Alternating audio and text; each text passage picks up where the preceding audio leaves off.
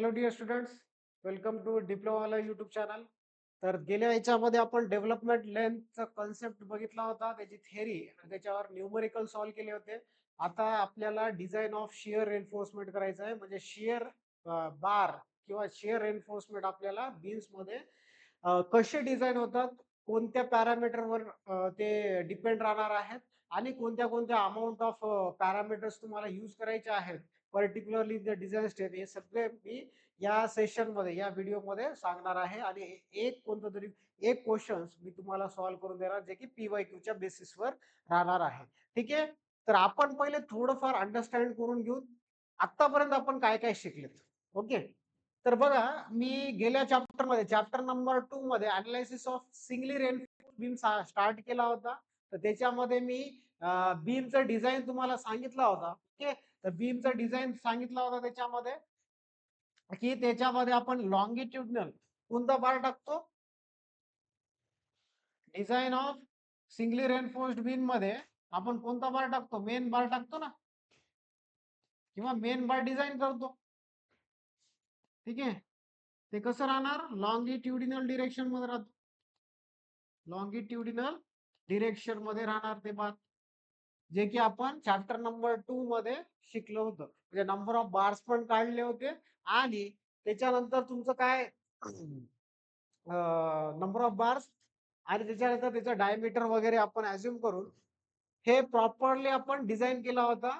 आणि ते जे नंबर ऑफ बार्स जे आपण काढले होते किंवा लॉंगिट्युडिनल स्टील जे आहे ते कशावर डिपेंड आहे, एक इम्पॉर्टंट पॅरामीटर जे की मेन बार, हे कोणत्या पॅरामीटरवर कॅल्क्युलेट करतो, main bars calculated on bending movement. म्हणजे आपल्याला डिझाईन करताना, डिझाईन ऑफ सिंगली रेन्फोर्स्ड बीम करताना, लॉंगिट्युडिनल स्टील काढताना आपल्याला कोणता पॅरामीटर माहित पाहिजे, जे की त्याच बेसिसवर आपण काय काढू शकतो, मेन बार्स काढू शकतो, दॅट इज बेंडिंग मुवमेंट. मग सेम या शियर रेन्फोर्समेंट मध्ये मित्रांनो, शियर रेन्फोर्समेंट मध्ये काय पाहिजे, तर तुम्हाला सगळ्यात महत्वाचं इथं शियर रेन्फोर्समेंट डिझाईन करताना, शियर रेन्फोर्समेंट डिझाईन करताना मित्रांनो सगळ्यात महत्वाचा पॅरामीटर तुम्हाला, दॅट इज शियर फोर्स, माहित असणं गरजेचं आहे. शियर फोर्स माहित असणं गरजेचं आहे. म्हणजे शियर रेन्फोर्समेंट समजा तुम्हाला काढायचं असेल फॉर द पर्टिक्युलर बीम, तर तुम्हाला काय कोणता पॅरामीटर माहित पाहिजे, दॅट इज शियर फोर्स माहित पाहिजे. इथपर्यंत काय डाऊट आहे, तर मेन बार्स, लॉंगिट्युडिनल बार्स आपण बेंडिंग मुवमेंटच्या बेसिसवर काढला होता, नंबर ऑफ बार्स काढले होते.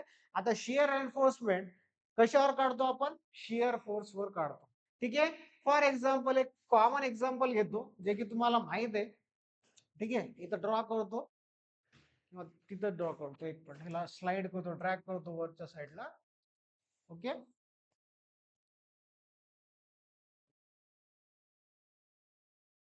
हा. तर बघा मित्र, एक एक्झाम्पल घेतो मी. हे अगोदर इंट्रोडक्शनच्या व्हिडिओ मध्ये झाला होता, तरी एकदा रिवाइज करून घ्यायला. हे कोणता बीम आहे रे, हा कोणता बीम आहे, simply supported beam carrying UDL, simply supported beam carrying UDL. तर ह्याचं मी दोन डायग्राम काढू शकतो, एक बेंडिंग मोमेंट डायग्राम जे की पॅराबोलिक शेपचं राहणार आहे. ठीक आहे. आणि एक शेअर फोर्स डायग्राम काढतो. ठीक आहे. या शेपचं दिसणार, हे सगळ्यांना माहित आहे, तुम्ही सॉम सब्जेक्ट मध्ये शिकलेत, SFD अँड BMD. ओके. तर इथं तुम्ही फोकस केलं या बेंडिंग मोमेंट डायग्राम, आणि बेंडिंग मोमेंट डायग्राम कोणते व्हॅल्यूज देते, बेंडिंग मोमेंटचे व्हॅल्यूज देतो. आणि इथं शेअर फोर्स डायग्राम जे आहे ते कशाचे व्हॅल्यूज देतात, अलॉंग द सेक्शन शेअर फोर्सच्या व्हॅल्यूज आपल्याला भेटणार आहे, किंवा आपण कॅल्क्युलेट करतो for the particular section considered for the design. Okay. तर इथं हायेस्ट व्हॅल्यू कुठं आहे, सेंटरला आहे. हायेस्ट व्हॅल्यू कुठे आहे, बेंडिंग मोमेंटचा सेंटरला आहे, for simply supported beam carrying UDL, uniformly distributed load. जिथं बेंडिंग मोमेंट मॅक्सिमम, तिथं तुमचं शिअर फोर्स कसा आहे, 0 आहे. शिअर फोर्स कसा आहे 0 आहे. आणि जिथं बेंडिंग मोमेंट 0, शिअर फोर्स कसा आहे मॅक्सिमम आहे. शिअर फोर्स कसा राहणार मॅक्सिमम राहणार आहे. लक्षात ठेवा मित्रांनो. ठीक आहे. तर हा कसा आहे युनिफॉर्मली डिक्रीजिंग ऑर्डर मध्ये आहे. तर मी काय केलं लॉंगिट्यूड बार्स दिले इथं. ठीक आहे. लॉंगिट्यूड बार्स दिलेले आहेत. ते पण कसे ले डाऊन केलेत इन लॉंगिट्युडिनल डिरेक्शन. ठीक आहे. आता आपल्याला शिअर फोर्स कारण की मी आता सांगितलं तुम्हाला शिअर शिअर रेनफोर्समेंट कोणत्या पॅरामीटरवर डिपेंड राहतो शिअर फोर्स. आता इथं बघितलं या डायग्राम मध्ये शिअर फोर्स डायग्राम मध्ये सगळ्यात जास्त व्हॅल्यू कुठं आहे एंड सपोर्टला आहे. एंड सपोर्टला आहे. आणि सगळ्यात कमी value that is 0 negligible value आहे सेंटरला. ठीक आहे. तर बघा इथं मी काय केलं मग रेनफोर्समेंट जिथं व्हॅल्यू जास्त आहे शिअर फोर्सचं तिथं शिअर रेनफोर्समेंट जास्त लागणार आपल्याला. म्हणजे नंबर ऑफ बार्स जास्त लागतात. जास्त लागणेच म्हणजे काय याच्यामध्ये आपण काय कमी करत आहे स्पेसिंग कमी करत आहे. काय कमी करणार स्पेसिंग कमी करणार आहेत. ठीक आहे. तर रिक्वायरमेंट ऑफ शिअर रेनफोर्समेंट ठीक आहे रिक्वायरमेंट ऑफ शिअर रेनफोर्समेंट कुठे जास्त राहतो at support as compare to कुठं ऍज कम्पेअर टू सेंटर किंवा सेंट्रल पोझिशन किंवा सेंटर पोर्शनच्या कंपॅरिझन मध्ये एंड सपोर्टला शिअर एन्फोर्समेंट जास्त लागतात. हे कोणत्या ह्याच्यामधून कळालं आपल्या या एसएफडी डायग्राम वरून कळत आहे. लक्षात आलं इथपर्यंत काय डाऊट. तर हे जे व्हर्टिकल बार दिसतात ऍक्च्युअली ह्याला आपण काय म्हणतो vertical stirrups. Forms of shear enforcement मध्ये सगळे शिकणार आहेत. बट जनरली आपण स्टिरप्स तुमच्या एक्झाम ओरिएंटेड कोणते स्टिरप्स विचारतात दॅट इज व्हर्टिकल स्टिरप्स. हे लक्षात राहू द्या.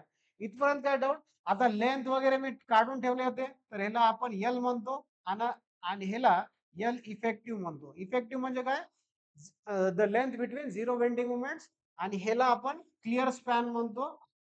ओके क्लिअर स्पॅन किंवा क्लिअर लेंथ आणि ह्याला इफेक्टिव्ह लेंथ म्हणतो.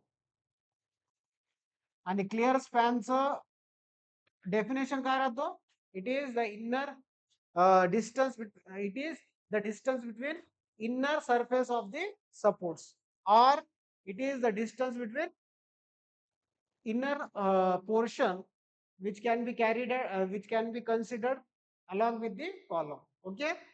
तर इनर डिस्टन्सेस आहेत आणि हे सेंटर टू सेंटर डिस्टन्सेस आहेत एवढं लक्षात ठेवा. ओके इथपर्यंत काय डाऊट. तर शिअर रेनफोर्समेंट हे कशावर डिझाईन करतो आपण शिअर फोर्सवर डिझाईन करतो एवढं लक्षात राहू द्या. आणि स्पेसिंग जास्त कुठं राहतो सेंट्रल पोर्शन कारण की तिथं शिअर फोर्स कसा आहे डिक्रीजिंग ऑर्डर मध्ये आहे ऍज कम्पेअर टू सपोर्ट जे की इन्क्रीज सगळ्यात जास्त शिअर फोर्स एंड सपोर्टला जातात. आणि आपण तिथंच आपण काय करतोय मॅक्सिमम शिअर रेन्फोर्समेंट प्रोव्हाइड करतो ऍट एंड सपोर्ट. लक्षात आलं इथपर्यंत काय डाऊट. ओके चलो आता आपण ह्याच्या रिलेटेड काय बघू डिझाईन स्टेप्स बघून घेऊ. ओके डिझाईन स्टेप बघणार आहेत आणि त्याच्यानंतर न्यूमरिकल सॉल्व्ह करणार आहेत. चला आता आपण डिझाईन स्टेप बघून घेऊ.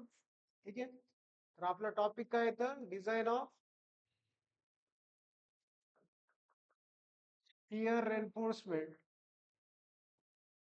Shear reinforcement. ओके तर स्टेप्स काय त्याच्यामध्ये स्टेप्स आपण एकदा बघून घेऊ. फर्स्ट स्टेप राहतो calculation of फॅक्टर्ड shear force. फॅक्टर्ड shear force calculation of factored shear force. okay calculation of factored shear force. तर बघा मित्रांनो आपण ह्याला व्ह्यू न देतो. ठीक आहे किंवा ह्याच्या अगोदर व्ह्यू न देतो आपण ह्याला रोटेशन 1.5 टाइम्स ऑफ व्ही राहतो. आता फॅक्टर शिअर फोर्स आणि जनरल शिअर फोर्स जे आहे वर्किंग शिअर फोर्स. ओके तर ह्याच्यामध्ये डिफरन्स काय फॅक्टर शिअर फोर्स कसा काढतो आपण 1.5% ऑफ व्ही करतो आणि व्ही हे डिपेंड्स करते तुमच्या बीम वर असलेल्या लोडिंग.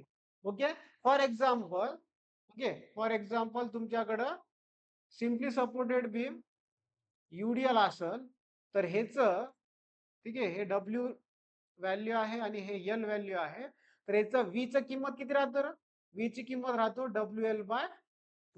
V ची किंमत किती राहणार? WL/2. इथं L चा L इफेक्टिव्ह पण करता येतो. कधी? जेव्हा तुम्हाला विड्थ ऑफ बिअरिंग दिलेला असतो. हे तुम्हाला कन्सेप्ट अगोदर सांगितलं होतं मी इंट्रोडक्शनच्या लेक्चर्स मध्ये. ते एकदा तुम्ही बघून घ्यायचं व्यवस्थित. ओके. तर बघा इथं V ची किंमत किती आहे?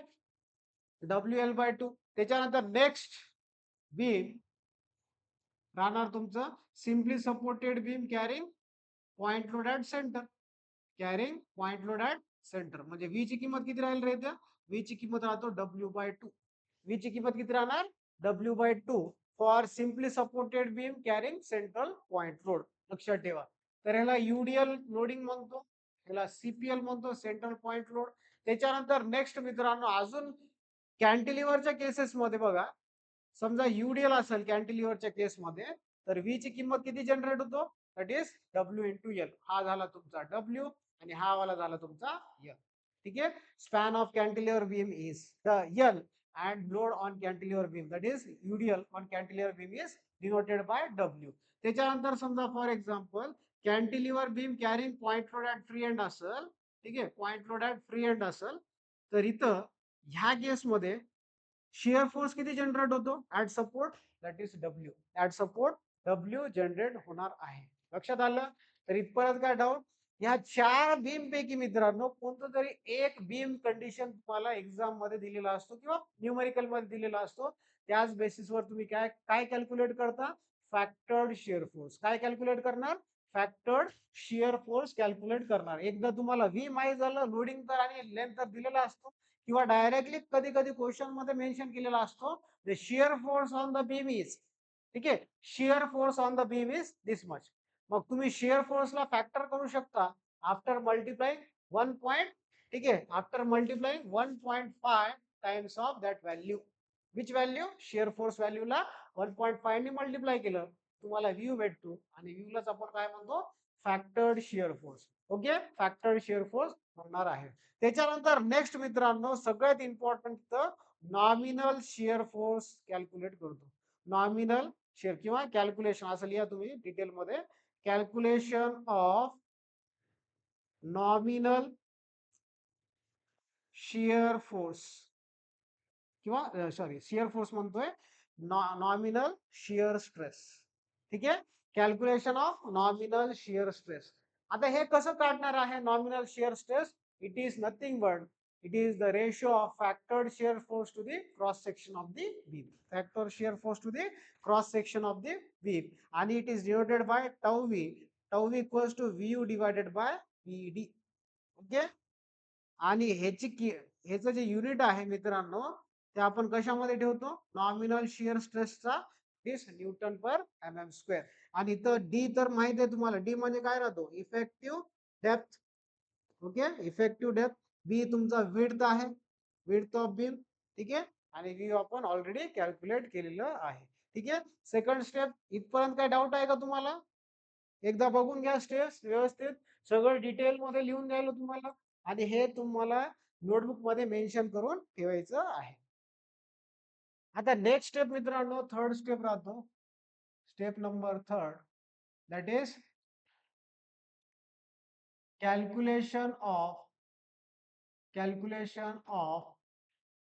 Percentage of steel. Calculation of percentage of steel. तिला आपण कशा डिनोट करतो? PT. AST divided by PD into 100. ठीक आहे. आता हे AST जे आहे मित्रांनो हे कशाच राहते रे? मेन बारच. कशात राहणार आहे? मेन बारच. ओके. इथपर्यंत काय डाऊट? तर AST कशावर डिपेंड राहतो? तुमच्या मेन बार. मी तुम्हाला माहिती आहे इझिली तुम्ही कॅल्क्युलेट करू शकता, एवढं काही टेन्शन नाही. AST चा फॉर्म्युला काय राहतो? N π/4 into V². ठीक आहे. तर AST कसा काढणार आहे? N म्हणजे नंबर ऑफ बार्स दिलेला आहेत आणि तुम्हाला डायमीटर रिक्वायर्ड राहतो, दॅट इज π² म्हणलं तरी चालते. ओके. N π/4 into π². जेव्हा मी प्रॉब्लेम्स घेणार आहे त्याच्यामध्ये तुम्हाला डिटेलली म्हणजे जेवढे काही कन्फ्युजन आहेत ते कन्फ्युजन तुमचे नलिफाय होणार. ओके. त्याच्यानंतर सगळ्यात महत्वाचं इथं design shear stress. Design shear stress तुम्हाला कॅल्क्युलेट करावं लागतं. Design shear stress. ओके, त्याला आपण टौसी म्हणतो. आणि लक्षात ठेवा मित्रांनो, टौसी जे आहे ते कशावर डिपेंड राहतो? टौसी जे आहे ते कशावर डिपेंड राहणार? तुमच्या पर्सेंटेज ऑफ स्टीलवर. ओके, तर ह्याच्यासाठी तुम्हाला टेबल मेन्शन केलेला असतो. ठीक आहे, कारण की आपल्याकडं IS 456-2000 मध्ये ह्याचं रिलेशन दिलेलं आहे, ह्या व्हॅल्यूजचं वर्सेस ह्या व्हॅल्यूजचं, म्हणजे टौसी वर्सेस पीटीच्या लिमिट दिलेल्या आहेत.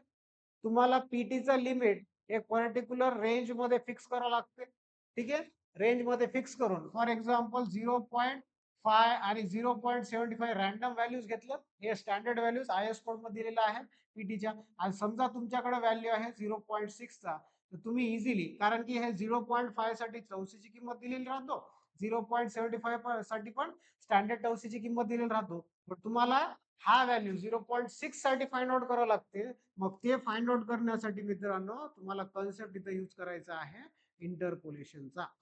ठीक आहे, जेव्हा मी प्रॉब्लेम घेणार आहे इंटरपोलेशन तुम्हाला समज, इंटरपोलेशन ऍक्च्युअली काय आहे. ठीक आहे, तर ह्याच्यामधून आपण या कन्सेप्ट मधून काय कॅल्क्युलेट करतो? दॅट इज टौसीची किंमत.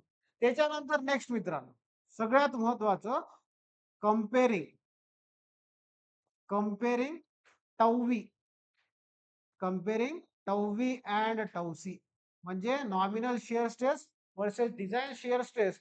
आपण हे कंपॅरिझन करतो. केस नंबर 1. ठीक आहे, इथं मी केस नंबर 1 करतोय. इफ टौवी इज लेस दॅन टौसी, मग रिक्वायरमेंट ऑफ शिअर रेनफोर्समेंट कसा राहणार? Minimum shear reinforcement is required. Minimum shear reinforcement is required. त्याच्यानंतर next second, if tau v greater than tau c असेल, ठीक आहे, तर इथं मॅक्सिमम शिअर रेनफोर्समेंट, ठीक आहे, तर रेनफोर्समेंट पाहिजे होता, रेनफोर्समेंट इज रिक्वायर्ड. तर इथं पण काय राहणार? Maximum shear reinforcement is required. लक्षात आलं इथपर्यंत? काय डाऊट? ठीक आहे, तर हे 4-5 स्टेप झालेत. आता नेक्स्ट स्टेप मित्रांनो 6वा स्टेप. ठीक आहे, 6वा स्टेप. समजा 6वा स्टेप तुम्हाला काय फाइंड आउट करावं लागते? मी काय करतोय? 6वा स्टेप कोणत्या केससाठी सॉल्व्ह करायलो मी? मिनिमम शिअर रेनफोर्समेंट साठी. ठीक आहे, मिनिमम शिअर रेनफोर्समेंट साठी सॉल्व्ह करणार. मिनिमम SR म्हणतो इथं, शिअर रेनफोर्समेंट. तर 6वा स्टेपचं जे हेडिंग आहे काय राहणार आहे? That is spacing of stirrups. Spacing of stirrups. Okay, spacing of stirrups. तर ह्याच्यामध्ये मित्रांनो इथं minimum shear reinforcement according to IS 456-2000, तर मिनिमम शिअर रेनफोर्समेंट साठी समजा तुम्हाला स्पेसिंग काढायचं असेल तर इथं फॉर्म्युला यूज करावं लागते, ASV/BSV. ठीक आहे, ASV/BSV is equals to 0.4/0.87 FY. ठीक आहे, चेक करून घ्या फॉर्म्युला. ओके, तर ASV/BSV इक्वल्स टू 0.4/0.87 FY. इथं ASV म्हणजे काय राहतो? ASV म्हणजे मित्रांनो एरिया ऑफ स्टिरप्स. ठीक आहे, आणि मोस्टली टाइप कोणता राहील इथं? व्हर्टिकल स्टिरप्सचा. ठीक आहे, बी माहित आहे, विड्थ इथं लिहिलेला आहे ऑलरेडी, आणि SV म्हणजे स्पेसिंग राहतो. ठीक आहे, SVच कॅल्क्युलेट करायचं याच्यामधून, आणि SV ला काय म्हणतो? Spacing of stirrups. Spacing of stirrups. ठीक आहे, चल आता नेक्स्ट 7th स्टेप. आता 7 स्टेप राहतो चेक फॉर स्पेसिंग. 7 स्टेप काय राहणार? चेक फॉर स्पेसिंग राहणार आहे, लक्षात ठेवा. ओके, तर बघा SV कसा पाहिजे? It should B minimum. Minimum of what? Minimum of 0.78D per 300 mm ह्याच्यासोबत कंपॅरिझन करायचं आहे. आणि इथं तुम्हाला मेन्शन केलेलं आहे विच एव्हर इज, म्हणजे ह्या लेसर व्हॅल्यू पेक्षा तुमचा एस व्ही कसा पाहिजे, इट शुड बी मिनिमम. ठीक आहे. त्याच्यानंतर लास्ट स्टेप राहतो डिटेलिंग. विचारलं तर काढा, नाही विचारलं तर सोडून टाकायचं. आणि स्टार्टिंगलाच मी तुम्हाला डिटेलिंग काढून दिलेली आहे.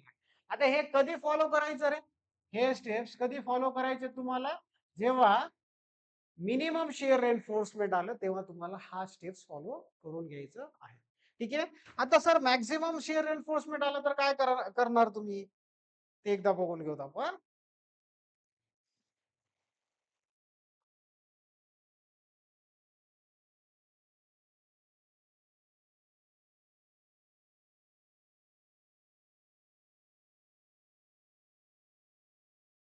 चल चालते. चल, तर इथं बघा केस नंबर 2 आला, मॅक्झिमम शियर रेनफोर्समेंट रेनफोर्समेंट साठी सिक्स्थ स्टेप कुठून स्टार्ट होणार, design shear force resisted by stirrups, इथून स्टार्ट होणार तुमचा. कारण की स्टिरप्स किती कॅरी करते शियर फोर्स, ठीक आहे, आणि रेजिस्ट किती करते. कारण की आपण इथं रेजिस्टन्स फाइंड आउट करायलो for vertical stirrups that are resisting the shear force generated by the beam. ठीक आहे. म्हणजे तुमचा शियर फोर्स किती, सॉरी शियर रेनफोर्समेंट किती शियर फोर्स रेजिस्ट करणार आहे त्याचं कॅल्क्युलेशन या स्टेप मध्ये आपण करतो. That is design shear resisted by stirrups, design shear resisted by stirrups. ठीक आहे. तर बघा इथं लक्षात ठेवा, तर VUS ने आपण डिनोट करतो, तर VU मायनस टाऊ CBD. तर हा फॉर्म्युला आहे कशासाठी, डिझाईन शेअर, म्हणजे design share resisted by the stirrups. आता स्टिरपचे फॉर्म्स आहेत, काही आपण व्हर्टिकल मध्ये प्रोव्हाइड करतो स्टिरप्स, काही इन्क्लाइंड स्टिरप्स असे पण राहू शकतात जे की मी व्हर्टिकलच्या जागी असे पण प्रोव्हाइड करू शकता, आणि bent up bar with vertical stirrups असे पण राहू शकतात. लक्षात आलं काय. आता वन बाय वन आपण बघू. तर याच्यामधून मला काय भेटलं, या स्टेप मधून VUS भेटलं. त्याच्यानंतर नेक्स्ट स्पेसिंग ऑफ स्टिरप्स. ठीक आहे, स्पेसिंग ऑफ स्टिरप्स. तर फर्स्ट आहे याच्यामध्ये, समजा तुम्हाला मॅक्झिमम केसेस मध्ये तर मेन्शन केलेलं नसतो, आणि आपण प्रिफर कशाला करतो, व्हर्टिकल स्टिरप्सला, आणि मोस्टली क्वेश्चन व्हर्टिकल स्टिरप वरच्याच आहेत तुम्हाला एक्झाम मध्ये. ठीक आहे. तर ह्या MSBT मध्ये ह्या रिलेटेड कंपल्सरी एक क्वेश्चन या टॉपिक रिलेटेड, म्हणजे design of shear enforcement compulsory तुम्हाला विचारणार आहे 6 मार्काला. आणि फॉर्म ऑफ शियर एन्फोर्समेंट काय राहील, मॅक्सिमम शियर एन्फोर्समेंट मध्ये व्हर्टिकल स्टिरप. ठीक आहे. म्हणजे तुम्ही व्हर्टिकल स्टिरप्स कन्सिडर करून स्पेसिंग कॅल्क्युलेट करता, मेन्शन नाही केलं तरी, आणि मोस्टली ते व्हर्टिकल स्टिरपच कंडिशन तुम्हाला दिलेला असतो क्वेश्चन मध्ये. लक्षात आलं का. बघा आता व्हर्टिकल स्टिरप, व्हर्टिकल स्टिरप साठी स्पेसिंगचा फॉर्म्युला काय रे, 0.87 FY ASVD divided by VUS. ठीक आहे. तर एकदा चेक करून घ्या फॉर्म्युला. ठीक आहे. तर 0.87 FY ASVD divided by VUS. FY तुम्हाला माहिती आहे यील्ड स्ट्रेस, जे की ग्रेड ऑफ स्टील वर डिपेंड राहतो. आणि त्याच्यानंतर नेक्स्ट आहे ASVD, जे मल्टिप्लिकेशन मध्ये आपण घेतोय. ठीक आहे. त्याच्यानंतर नेक्स्ट नेक्स्ट कंडिशन काय आहे तुमचा, नेक्स्ट कंडिशन राहणार आहे मित्रांनो, that is inclined stirrups. Form of stirrup काय आहे तर इन्क्लाइंड स्टिरप समजा तुम्हाला दिलेला असं, तर तुम्हाला SV चा फॉर्म्युला काय यूज करायचा आहे, 0.87 FY ASVD divided by VUS in bracket sine alpha plus cos alpha. हे फॉर्म्युला आहे. हे सगळ्या फॉर्म्युला IS कोडनी दिलेला आहे. लक्षात ठेवा. IS कोडनी दिलेला आहे आणि RC साठी आपल्याला माहिती आहे. IS कोड कोणता यूज करतो? IS 456-2000 लक्षात ठेवा. तर इथं मॅक्सिमम हे अल्फा म्हणजे काय? इन्क्लिनेशन ऑफ स्टिरप्स राहतात आणि मॅक्सिमम इन्क्लिनेशन आपण किती घेतो? इथं 45 डिग्रीज. ठीक आहे. ASV तर माहिती आहे, एरिया ऑफ व्हर्टिकल स्टिरप्स किंवा एरिया ऑफ स्टिरप्स म्हणू शकतो आपण डायरेक्टली. त्याच्यानंतर नेक्स्ट मित्रांनो, थर्ड जे फॉर्म आहे इथं, थर्ड फॉर्म ऑफ रेन्फोर्समेंट राहणार आहे, that is bent up bars with vertical stirrup. Bent up bars with vertical stirrups. Bent up bar with vertical stirrups. तर त्याच्यासाठी एसवी चा फॉर्म्युला काय येतं? S V equals to 0.87 F Y A S V sine alpha. हे तुमचं formula राहणार कशासाठी? Bent up bars with vertical stirrup साठी. इथपर्यंत काय डाऊट? तर मोस्टली तुम्हाला स्टिरपचं कंडिशन कोणतं मेन्शन नाही केलं तर कोणतं यूज करायचं आहे? व्हर्टिकल स्टिरपच यूज करायचं आहे. त्याच्यानंतर इन्क्लाइंड दिला तर इन्क्लाइंडचा यूज करा. हे तर येणार नाही, एक्झम्प्टेड आहे तुमच्यासाठी. त्याच्यानंतर बेंटअप बार्स, हा हे येऊ शकते. एक क्वेश्चन होता 2019 मध्ये, तर बेंटअप बार वर विचारलेला होता. ते फक्त एकदाच आलाय. बट मोस्टली तुम्हाला क्वेश्चन कशावर विचारते? व्हर्टिकल स्टिरपवरच विचारणार आहे. ठीक आहे. त्याच्यानंतर नेक्स्ट 8वा स्टेप तर माहितच आहे तुम्हाला, check for spacing. Check for spacing. आता स्पेसिंग चेक कसं करतो? Same, SV should be checked by value 0.75 D or 300 mm. आणि ह्या व्हॅल्यू कसा पाहिजे? It should be less, whichever is less. आणि 9 स्टेप जे आहे ते तुम्हाला करायचं आहे मित्रांनो, दॅट इज डिटेलिंग. विचारलं तर ड्रॉ करून घ्यायचं कंपल्सरी. ठीक आहे. डिटेलिंग तुम्हाला ड्रॉ करून घ्यायचं आहे. लक्षात आलं? तर ह्या सगळ्या गोष्टी तुम्हाला मी डिटेलमध्ये एक्सप्लेन करून दिलेलं आहे. ठीक आहे. तर व्हर्टिकल स्टिरप्स हे डिझाईन करायचे आहेत. मॅक्सिमम प्रॉब्लेम्स मध्ये व्हर्टिकल स्टिरपवरच क्वेश्चन तुम्हाला विचारणार आहेत. ठीक आहे. Design of shear reinforcement. ठीक आहे. आय होप सो तुम्हाला सगळ्या स्टेप्स व्यवस्थित समजलेल्या असेल. एकदा बुक मध्ये लिहून घ्या या स्टेप्स सगळ्या. ठीक आहे. तर हा डिझाईन स्टेप रिलेटेड लेक्चर होता. हे पार्ट 1 आहे. आता पार्ट 2 जे आहे, it will related with numerical. ठीक आहे. याच्यावर एक न्यूमरिकल आपण सॉल्व्ह करून घेऊ. ठीक आहे. तर मी काय करतो, तुम्हाला डिस्क्रिप्शन बॉक्स मध्ये किंवा तुमच्या कमेंट बॉक्स मध्ये मी तुम्हाला ग्रुप लिंक, म्हणजे specially for DSR students group link टाकतो. तर त्या ह्याचं म्हणजे ग्रुप लिंकचा अर्थ आहे व्हॉट्सअप ग्रुप लिंक आहे ते. तर तिथं तुम्ही तुमच्या क्वेश्चन्स वगैरे सगळ्या पोस्ट करा. जे काही डाऊट असतील ते आपण मी 100% सॉल्व्ह करण्याचा प्रयत्न करणार आहे. आणि तुम्हाला त्या ग्रुपमध्ये गेस्ट क्वेश्चन्स पण भेटणार आहेत for the upcoming MSBT exam related with DSR. आता DSR सोडून समजा तुम्ही सेकंड इयर फर्स्ट इयरचे स्टुडंट असाल तर त्यांच्यासाठी पण ग्रुप लिंक मी तयार करणार. ते तुम्ही क्लिक करा आणि त्याच्यामध्ये पण तुम्हाला मॅक्झिमम क्वेश्चन जे की गेस्ट क्वेश्चन राहील related to civil engineering subject, तुम्हाला ते सगळ्या क्वेश्चन्स त्या ग्रुपमध्ये भेटणार आहे. म्हणजे तुमचं मॅक्सिमम आउटपुट, मॅक्सिमम परफॉर्मन्स त्या question through easily with time, limited time duration मध्ये तुम्ही जास्त परफॉर्मन्स देऊ शकता. ठीक आहे. तर ग्रुप लिंकचं मी डिस्क्रिप्शन बॉक्स मध्ये मी टाकणार आहे. ते तुम्हाला क्लिक करायचं आहे. बट सध्याला तर DSRचं टाकतो, तुम्ही जॉईन करा आणि त्याच्यामध्ये तुमच्या डाऊट जे आहेत ते क्लिअर करून घ्या आणि स्टे कनेक्टेड. थँक्यू.